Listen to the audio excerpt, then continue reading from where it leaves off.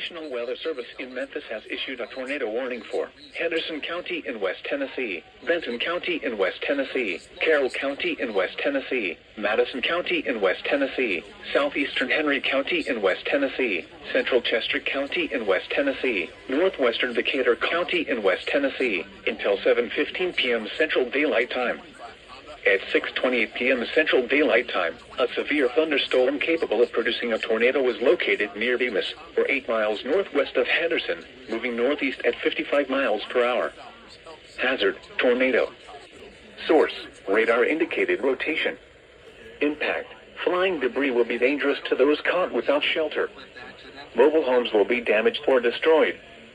Damage to roofs, windows, and vehicles will occur. Tree damage is likely.